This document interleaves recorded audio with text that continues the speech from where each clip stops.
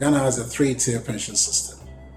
The first and the second tiers are mandatory for the formal sector workers, whereas the third tier is voluntary, and that's the one that is open to the formal sector workers. And this can cause a big fiscal and social exclusion issue. For me, any system that has the potential of excluding 80% of your working adult population is problematic in the sense that there could be money lost, which could have been used for their retirement income security. So you're potentially going to create old age poverty for about 9 million of your population, because the working adults constitute 11 million and only 2 million are in the formal sector. So that is a problem that has to be consciously dealt with by the regulator. So the regulator has to introduce some regulatory tools and processes to correct this imbalance. Otherwise, it will not be able to ensure retirement income security for a majority of its workers when they reach retirement age.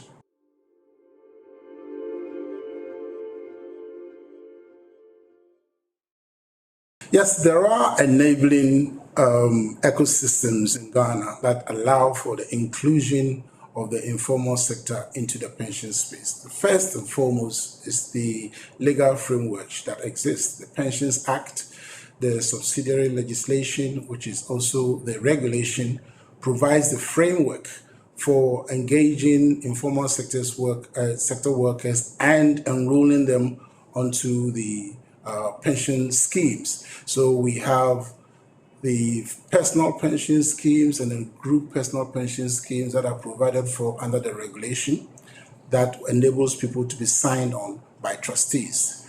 The regulator has also consciously introduced the micro pension policy that provides the step-by-step templatized system that allows the pension schemes to operate, to reach out to the informal sector. Then the second one is the national identification, which has provided for a national ID for every Ghanaian. So every Ghanaian is captured on a central database, and this database allows trustees to have access to information which they would have otherwise had to go to the informal sector workers to collect. These people are in very hard to reach places.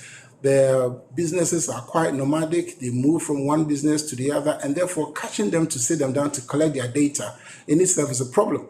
But with now the central database, which is housed by the National Identification Authority, it is very easy to capture the data of the informal sector workers for purposes of enrolling them onto the pension scheme. The third one is also the availability of the mobile money network, which allows for mobilization. Now, the 9 million informal sector workers, about 95% of them now have mobile phones. And on their mobile phones, they have mobile money wallets, which allows for collections to be made in forms other than cash. I believe the introduction of the cocoa farmers pension scheme has also brought about 1.5 million Ghanaian cocoa farmers into the pension system, which is very, very useful. And there are plans ahead to include those who are in the fishing folk and those who are in the transport business into the arena of pension.